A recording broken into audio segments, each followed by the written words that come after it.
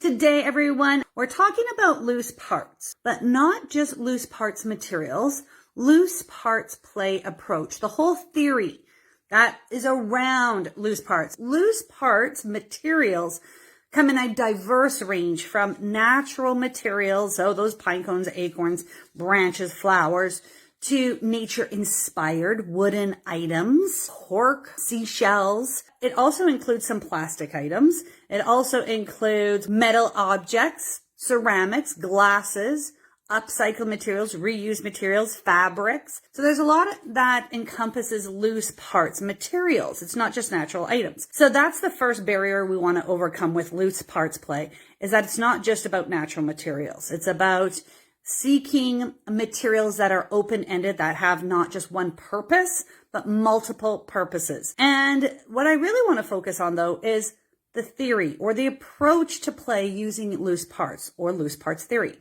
Because it's not just about materials, everyone.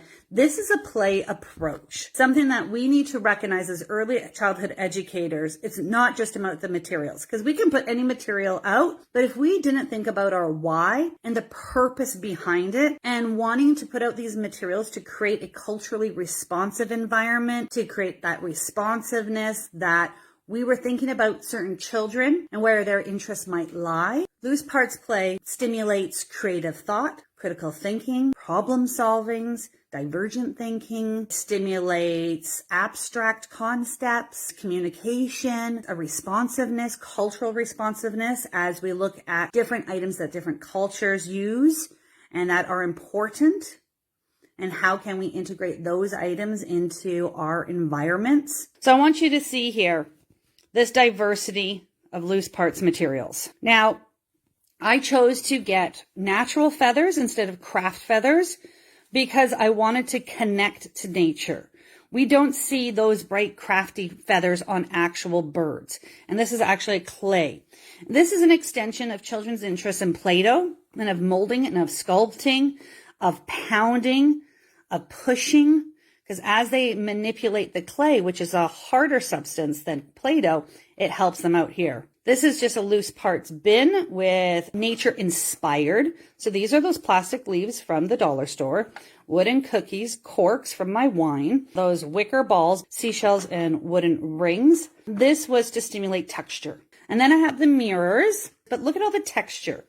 I have wooden blocks here, little wooden letters here. And then I have these really, really nice gems, which I'm all going to set up on an invitation to play using these wonderful mirrors. So this was responsive to children's interest in reflections, in colors, in letters. Children love to balance either by their bodies with different objects. I want you to think about the materials that you put out. Think about all the textures, the sensory exploration of these materials. This is for building, and I love the shininess. We're going to actually bring this inside and outside because of the reflection that it provides.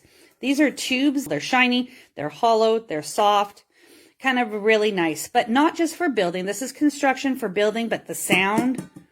So you're looking at all these different interests. Again, we want to create this responsiveness. And this is another one. I have the black mats with the beads and the stars. We were talking about the night and the stars and what we see in the sky. It really sparked an interest of how we see the Milky Way, how we see the Aurora Borealis, how we see everything in the sky. This is me prepping for some metals and magnetics, things sticking to each other.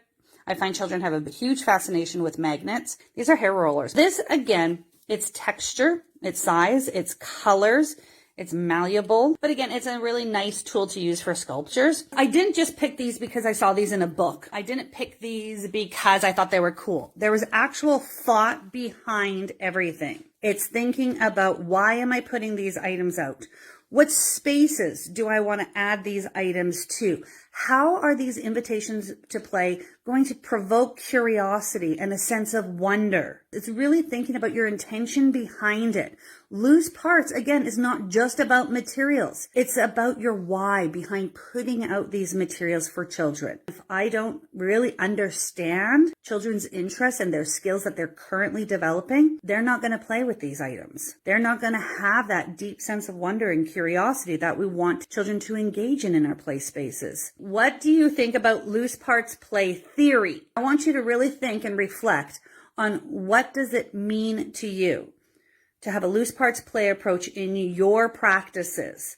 Can't wait to hear all your responses, everyone. I hope you got some inspiration and really started thinking about your why.